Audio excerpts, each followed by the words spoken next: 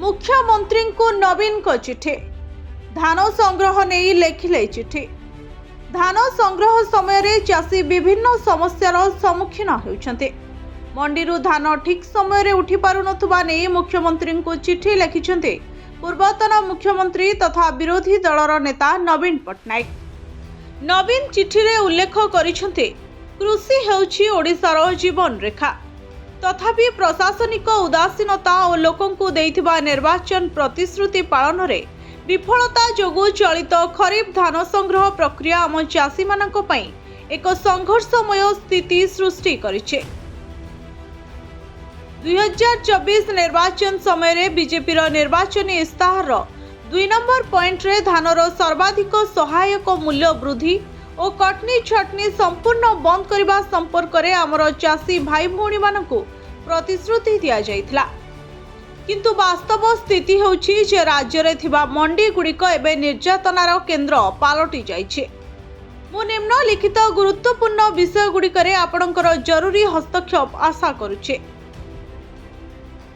चाषी मानक ठारू बिना कोनोसी असुविधारे धान संग्रह करबाकू आपणक सरकार प्रतिश्रुति देइथिबा सत्वे आर्द्रता और निम्न मानर धान आदि विभिन्न आଳରେ सेमानक ठारू क्विंटाल पिछा 5 ରୁ 6 केजी पर्यंत कटनी छटनी करबा परितापर विषय पलटिछे। अनेक जिले में एभली शोषण चाषी मानक पई मुंड व्यथार कारण होइछे। मिलर और स्थानीय अधिकारी मध्य मधुचंद्रिका जोगु चाषी माने सेमानक कठिन परिश्रमर मूल्य पाई पारु नाहंते। निर्वाचन समय रे बीजेपी देइथिबा मिथ्या प्रतिश्रुतिर यह एक उदाहरण नुहे कि केबे कटनी छटनी बंद हेबो। आपणक सरकार निर्वाचन प्रतिश्रुति केबे पालन करिबो? निर्वाचन इस्ताहार मुताबक चाषी केबे न्याय पाइबो? राज्यर सबु चाषी को क्विंटाल पिछा इनपुट सब्सिडी 800 टंका लेखाए देबा पई बीजेपी सरकार घोषणा करथिले। किंतु निकटरे आपणक सरकार एही सब्सिडी पाई चाषी पिछा सर्वाधिक 150 क्विंटाल सिलिंग धार्य करबा प्रतिश्रुति भंगर निच्छक उदाहरण। एही सिलिंग अधिक उत्पादन करुथुबा चाषी मानक पई दंड स्वरूप एवं यह बीजेपी संकल्प पात्रर विरुद्धाचरण करुछे। चाषी को सेमानकर समग्र उत्पादन उपरे 3100 टंका इनपुट सब्सिडी देवा पई घोषणारू सरकार काहींकी पछगुंचा देउछन्ते। एठारे उल्लेखयोग्य जे निकटरे भारत सरकार धानर संग्रह मूल्य रे 69 टंका वृद्धि करिछन्ते। ओडिशार चाषी को एही वर्धित 69 टंका न देबा एक प्रतारण नुहे कि? धान मंडी रे संग्रह प्रक्रिया आश्चर्यजनक भावरे मंथर गति रे चलीछे। तेणु धान को काकर और चोरी रक्षा करबा पई चाषी मानकु राति सारा जगी रहिबाकू पड़ुछे। मंडी गुड़िकरे सर्वनिम्न सुविधार अभाव, टोकन व्यवस्था रे विफलता एवं प्राप्य प्रदान रे अहेतुक विलंब आदि समस्या चाषी मानकु आंदोलनात्मक मार्ग बाछिबाकू बाध्य करुछे। उल्लेखयोग्य जे बीजेपी निर्वाचनी इस्ताहार 2 नंबर पॉइंट रे 48 घंटा मध्य डीबीटी जरिया प्राप्य देवा पई कुहा जाइथिला। किंतु अधिकांश क्षेत्र में चाषी मानकु सेमानकर हक पाइबारु 1 सप्ताहरु अधिक समय लागुछे। यह बीजेपी रो निर्वाचन प्रतिश्रुति पालन रे विफलता नुहे कि?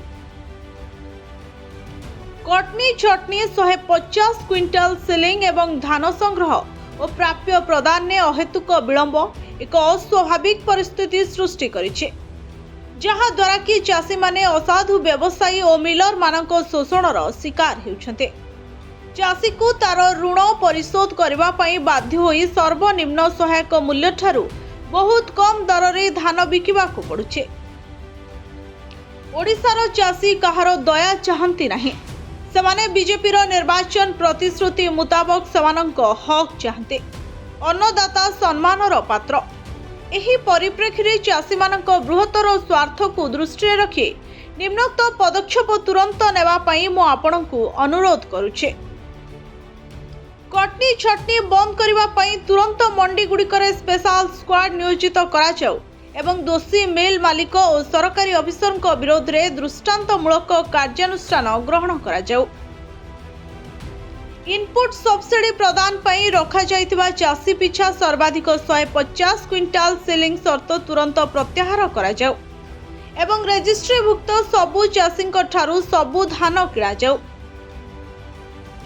बीजेपी निर्वाचन प्रतिश्रुति अनुसार सबु चाषी को धान संग्रहर 48 घंटा मध्य डीबीटी जरिया सेमानक प्राप्य प्रदान करा जाऊ। 72 घंटा मध्य मंडी गुड़िकरे खोलारे पड़िथिबा सबु धान गुड़िकु 100% उठा जाऊ। चाषी मानकर अभियोग गुड़िकर समाधान ने सरकार को विफलता सारा राज्य रे चाषी आंदोलन को तीव्र करुछे। मु आशा करुछि आपणक सरकार उपरोक्त समस्या गुड़िकर समाधान पई प्राथमिकता भित्तिरे पदक्षेप नेबे एवं निर्वाचन समय रे चाषी मानकु देथिबा प्रतिश्रुति पूर्ण करिवे। Bureau report, Odisha fast.